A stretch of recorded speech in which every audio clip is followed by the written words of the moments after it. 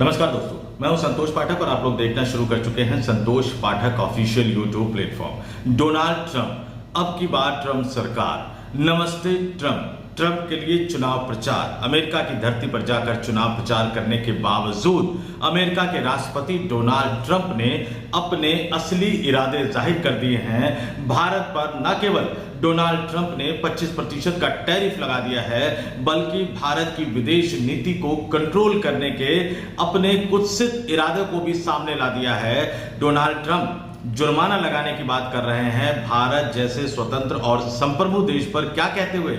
ये कहते हुए कि हमने रूस से हथियार खरीदे, हम रूस से तेल खरीद रहे हैं। यानी डोनाल्ड ट्रंप न केवल व्यापारिक और कारोबारी रिश्ते में अपनी चलाना चाहते हैं, बल्कि भारत की विदेश नीति को भी अपने हिसाब से तोड़ना और मरोड़ना चाहते हैं। निश्चित तौर पर 143 करोड़ का यह देश, 143 करोड़ भारतीयों के जोश और जज्बे पर चल रहा यह देश अमेरिकी राष्ट्रपति डोनाल्ड ट्रंप की सनक को बर्दाश्त करने को कतई तैयार नहीं है। लेकिन देश के प्रधानमंत्री नरेंद्र मोदी के रवैये पर एक बार फिर से कई तरह के सवाल उठ रहे हैं। लोकसभा में हुंकार भरने वाले, गरजने की कोशिश करने वाले देश के प्रधानमंत्री नरेंद्र मोदी राज्यसभा से क्यों गायब हो गए? और ये सवाल उठ रहा है।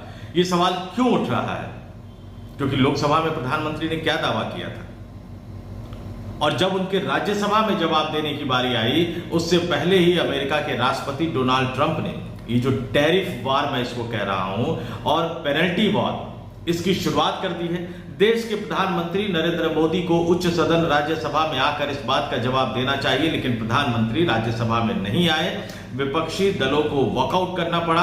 अमित शाह मोर्चा संभालते हुए नजर आए। और यहीं पर सवाल उठ रहा है कि जब देश संकट की स्थिति में हो, जब देश पर मुसीबत मंडरा रहा हो, जब देश की विदेश नीति और देश के उद्योग धंधे, कल कारखानों, किसानों के ऊपर एक बड़ा हमला किया गया हो, तो देश के प्रधानमंत्री नरेंद्र मोदी संसद से क्यों गायब है? देश के प्रधानमंत्री नरेंद्र मोदी की जुबान क्यों नहीं खुल रही है? इन तमाम तथ्यों को एक एक करके आपके इस स्टोरी में मैं आपके सामने रखूंगा। स्टोरी पसंद आए तो लाइक कीजिएगा, शेयर कीजिएगा, कमेंट करके जरूर बताइएगा कि आपका क्या मानना है। और हाँ, संतोष पाठक ऑफिशियल यूट्यूब प्लेटफॉर्म को सब्सक्राइब भी जरूर कीजिएगा। दरअसल ये पूरा मामला क्या है वो भी आपके सामने संक्षेप में रख देता हूं कि अमेरिका के राष्ट्रपति डोनाल्ड ट्रंप ने भारत पर आखिरकार जो टैरिफ का हमला है, जो पेनल्टी का हमला है, वो हमला कर दिया। अब अमेरिका के राष्ट्रपति ये करते हुए, डोनाल्ड ट्रंप साहब ये करते हुए ये भूल गए कि अमेरिका के विकास में भारतीयों ने किस तरह से महत्वपूर्ण भूमिका निभाई है। और ट्रंप यही नहीं रुके, उन्होंने भारत पर सिर्फ 25% टैरिफ लगाने का ही ऐलान नहीं किया। जैसा कि मैंने जिक्र किया, वह भारत की लॉन्ग टर्म ट्रेड प्रैक्टिस, यानी दीर्घकालिक जो व्यापारिक नीति हमारी रही है और वैश्विक नीति पर भी सवाल उठाने की कोशिश की है। अमेरिका के राष्ट्रपति ने रूस से भारत द्वारा हथियार और तेल खरीदने का जिक्र करते हुए भारत पर अतिरिक्त जुर्माना लगाने की भी घोषणा की। बताइए, एक संप्रभु और स्वतंत्र राष्ट्र के बारे में ऐसा कहने और करने की हिम्मत आखिर अमेरिका के राष्ट्रपति में कहां से आई?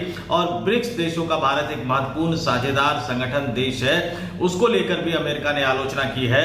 और बुधवार को अमेरिका के राष्ट्रपति ने ऐलान कर दिया, उन्होंने अपने सोशल मीडिया अकाउंट पर यह पोस्ट किया कि जो 25% का टैरिफ लगाया है वो 1 अगस्त से लागू होगा। हालांकि अब तक ये बात स्पष्ट नहीं है कि इससे पहले जो उन्होंने 10% टैरिफ लगाने का ऐलान किया था 2 अप्रैल को भारत सहित कई देशों पर, और बाद में उसको 90 दिनों तक के लिए, फिर 1 अगस्त तक के लिए टाल दिया गया था। तो अभी ये बात साफ नहीं है कि जो 25% का जो टैरिफ उन्होंने लगाने का ऐलान किया है उसमें वो 10% शामिल है या 10% के अतिरिक्त वो 25% भारत पर टैरिफ लगा रहे हैं। और यह एक तरफा इरादों को जाहिर करता है, क्योंकि भारत और अमेरिका के बीच में रिश्तों, कारोबारी रिश्ते, व्यापारिक रिश्तों को लेकर पिछले कई महीनों में 5 दौर की बातचीत हो चुकी है। और छठे दौर की बातचीत करने के लिए अमेरिकी अधिकारियों का एक दल भारत आने वाला था।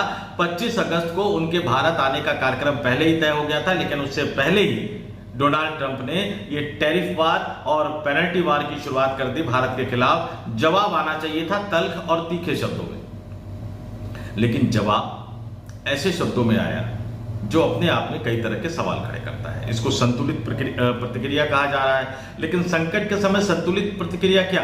अमेरिका के राष्ट्रपति पता नहीं क्या क्या बोलते हुए नजर आ रहे हैं और आप संतुलित प्रक्रिया के चक्कर में उलझे हुए हैं। और जवाब भी कहां से आया? भारत सरकार के वाणिज्य एवं उद्योग मंत्रालय, वाणिज्य जो कि पीयूष गोयल साहब संभाल रहे हैं, उनकी तरफ से प्रेस इंफॉर्मेशन ब्यूरो पर बुधवार को एक प्रेस रिलीज जारी कर दिया गया और उस बयान में भारत सरकार के मंत्रालय की तरफ से, वाणिज्य एवं उद्योग मंत्रालय की तरफ से कहा गया कि सरकार ने द्विपक्षीय व्यापार के विषय पर अमेरिकी राष्ट्रपति के बयान का संज्ञान लिया है। सरकार इसके संभावित प्रभावों का अध्ययन कर रही है। भारत और अमेरिका पिछले कुछ महीनों से एक निष्पक्ष, संतुलित और पारस्परिक रूप से लाभकारी द्विपक्षीय व्यापार समझौतों पर बातचीत कर रहे हैं। हम इस उद्देश्य के लिए प्रतिबद्ध है। और आगे क्या भारत सरकार ने दावा किया कि सरकार भारत के किसानों, उद्यमियों और सूक्ष्म लघु एवं मध्यम उद्यमों MSME के कल्याण और हितों को सर्वोच्च महत्व देती है। राष्ट्र हित में सरकार सभी आवश्यक कदम उठाएगी, जैसा कि हाल में ही ब्रिटेन के साथ हुए समझौते सहित अन्य व्यापार समझौते में किया गया है। एक संतुलित प्रतिक्रिया देर रात आई, लेकिन उससे पहले ही प्रधानमंत्री नरेंद्र मोदी को इसका जवाब देने का मौका मिला था। अगर प्रधानमंत्री नरेंद्र मोदी चाहते तो इसका जवाब दे सकते थे। ऑपरेशन सिंदूर पर राज्यसभा में चर्चा हो रही थी, राज्यसभा में जवाब देने की बारी थी। अमित शाह खड़े हुए, विपक्षी राजनीतिक दलों ने ऐतराज जाहिर किया।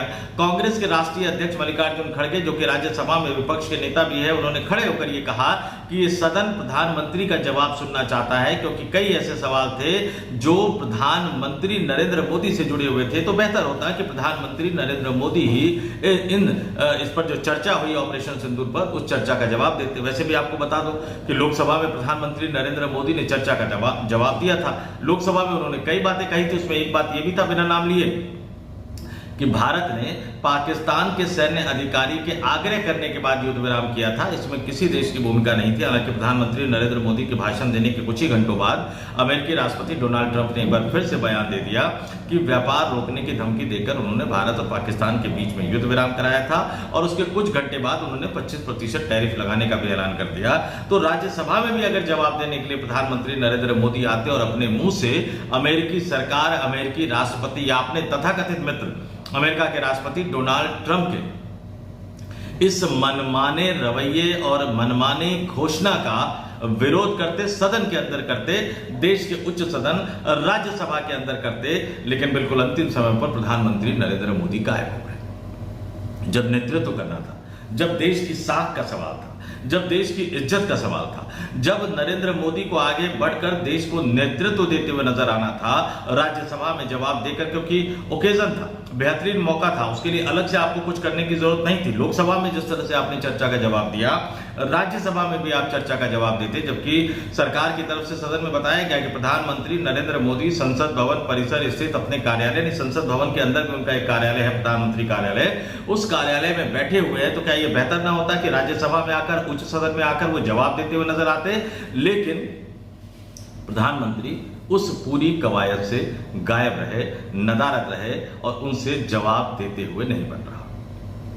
एक तरफ जहां 2030 तक भारत और अमेरिका के द्विपक्षीय व्यापार को $500 बिलियन तक ले जाने के लिए बातचीत हो रही है, और ऐसे हालात में अमेरिकी राष्ट्रपति का ये टैरिफ वार, अमेरिकी राष्ट्रपति का ये पेनल्टी वार, भारत की विदेश नीति को निर्धारित करने का अमेरिकी राष्ट्रपति का कुत्सित प्रयास, ये अपने आप में भारत की प्रतिष्ठा, भारत के मान सम्मान को लेकर उनके इरादों को जाहिर करता है। और अब तो हद हो गई, पाकिस्तान के साथ तेल को लेकर एक बड़ा समझौता उन्होंने किया, और अब ये कहा जा रहा है, और जिस तरह से वो जवाब दे रहे हैं, जिस तरह से वो बातें कह रहे हैं, जिस तरह से वो भारत को सलाह देते हुए नजर आ रहे हैं, वो सलाह अपने आप में काफी कुछ कहता हुआ नजर आता है। क्योंकि भारत पर टैरिफ वार लगाने के बाद डोनाल्ड ट्रंप अपने उसी सोशल मीडिया अकाउंट पर पाकिस्तान के साथ मिलकर तेल के एक बड़े भंडार को विकसित करने की भी घोषणा कर दी। और इतना ही नहीं, ट्रंप ये भी कहते हुए नजर आए कि आने वाले दिनों में भारत जो है वो पाकिस्तान से तेल खरीद सकता है। इसको दूसरे शब्दों में देखिए कि ट्रंप साहब भारत पर दबाव डालेंगे कि रूस से तेल मत खरीदो, रूस से पेट्रोलियम पदार्थ मत खरीदो, क्रूड ऑयल मत खरीदो, पाकिस्तान से खरीदो।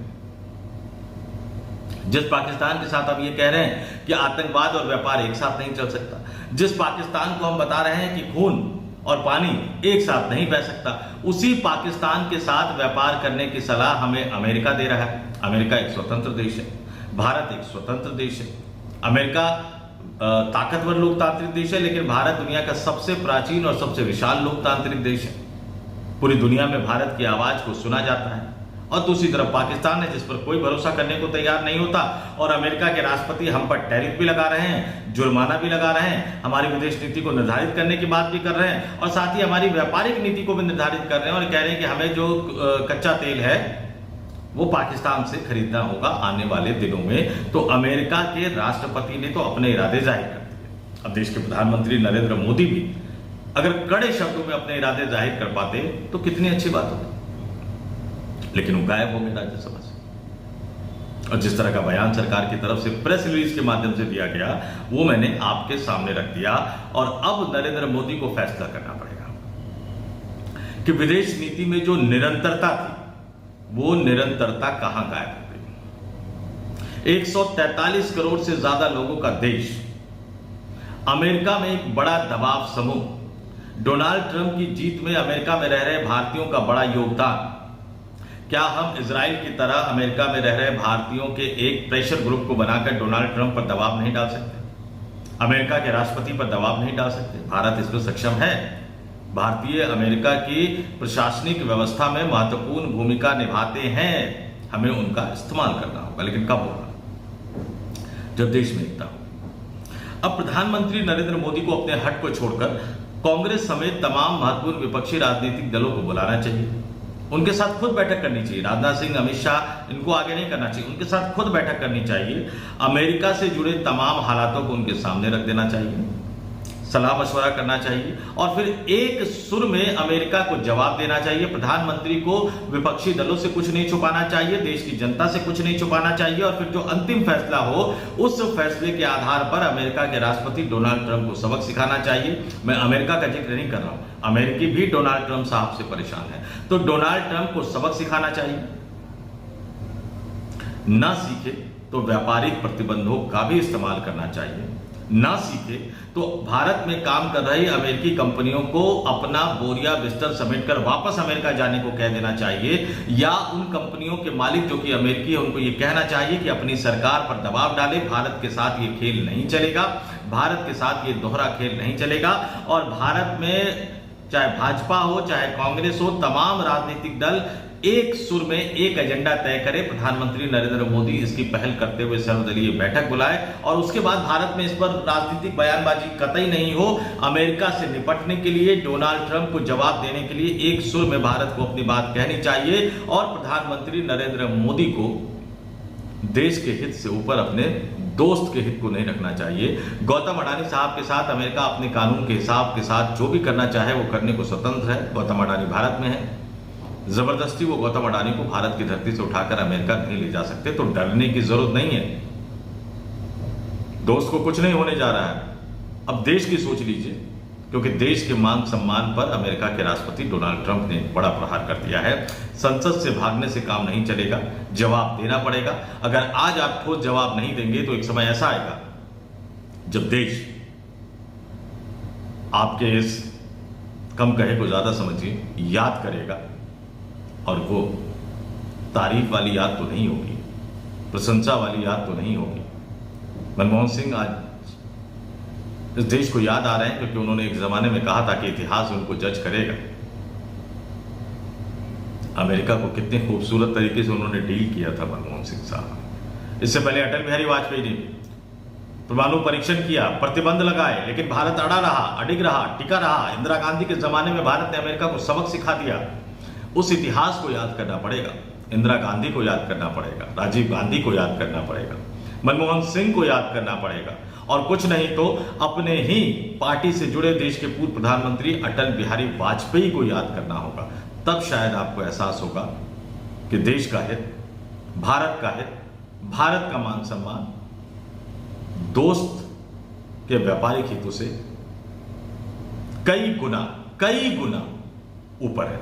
उम्मीद करते हैं कि देश के प्रधानमंत्री नरेंद्र मोदी को अब शायद विदेश नीति को लेकर थोड़ी सी समझ आएगी, और वो बड़ा दिल दिखाते हुए भारत के अंदर इस पर राजनीतिक सर्वसम्मति बनाने की कोशिश करेंगे, क्योंकि अमेरिका के राष्ट्रपति डोनाल्ड ट्रंप को ठोस जवाब देना जरूरी है।